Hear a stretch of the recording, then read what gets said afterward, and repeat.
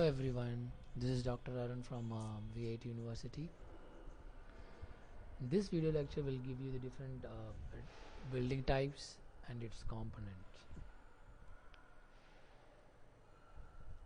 So let us see the different types of building components, and before going to that, different types of building and the components of the building, this video lecture will have an introduction and buildings according to the uses and the classification and its components and function.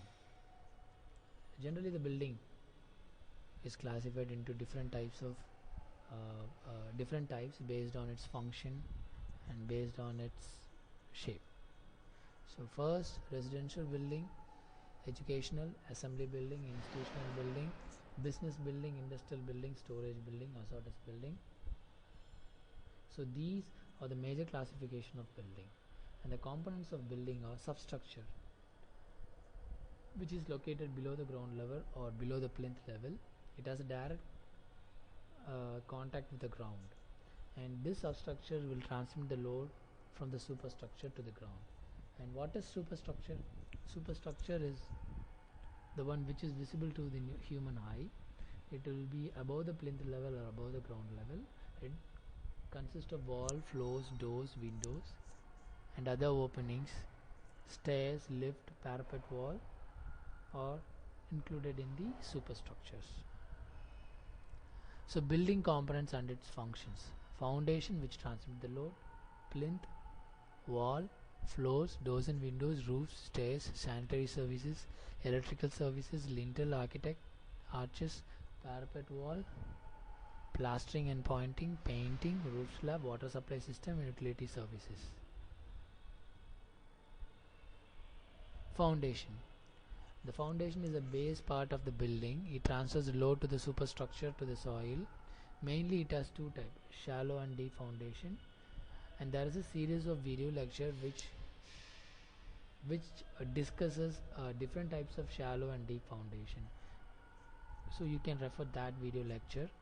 So the different elements in the foundations are foundation concrete, which is otherwise called as PCC, footing, and above the ground level is masonry at plinth level, and superstructure which consists of wall or a column that transmits load from the plinth to the footing, and that will be transmitted to the base ground.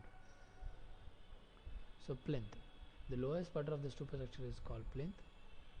It is the distance between the ground level and the floor level. Plinth level is kept above the ground level from 30 to 75 centimeter, or depending upon the location of the building.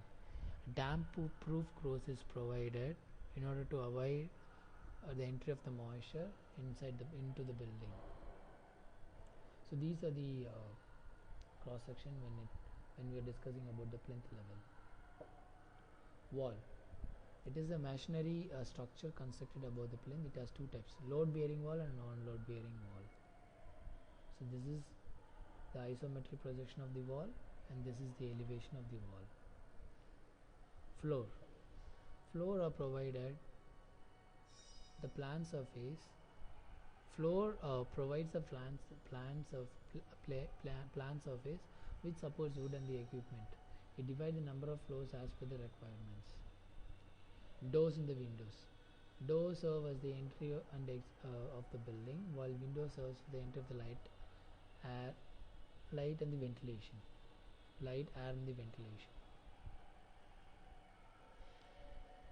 And roof, that provides the cover of the covering the building from the light, rain and other environmental agencies. It protects against the rainwater. Weather resistant, waterproof and soundproof are provided. It provides weatherproof, waterproof, soundproof and fireproof. So this picture gives an idea about the roof. It can be constructed by means of steel or reinforcement concrete. Then comes stairs. Stairs are constructed to move from one floor to the another floor. It can be of wood, it can be of concrete, it can be of steel. Electrical sanitary and utility services are shown as are provided in the building, which comforts the human being. This picture will show you the sanitary and electrical services provided in the building. These are the lintel and the arches that are provided above the doors and the windows. Lintels are provided above the doors and the windows along with the post. The function of the lintel is to transfer the load to the supports. So the lintel will transfer the load through the beam and the column. Parapet wall. The parapet wall are provided for the security and the safety. Parapet wall security and the safety of the habitants. It is constructed above the roof. Plastering. It is provided for a aesthetic look and also for a clean environment around the building, inside and outside the building, or inner and the outer part of the wall. Painting. It protects the entry of the moisture and the air penetration into the building. Roof slab. The roof slab, as we have already seen, that it protects the entry of it is a fireproof, soundproof, weatherproof and waterproof. And there are two types of slab based on the design and the construction. The first one is one-way slab, the second one is two-way slab. This is a one-way slab and this is an example for a two-way slab. Water supply system. Mainly, water supply system is nothing but the water tank that is provided for the supply for sanitation, drinking and other utilities. Thank you for watching this video lecture for different classification of building and different classification of building based on its function and different elements in the building.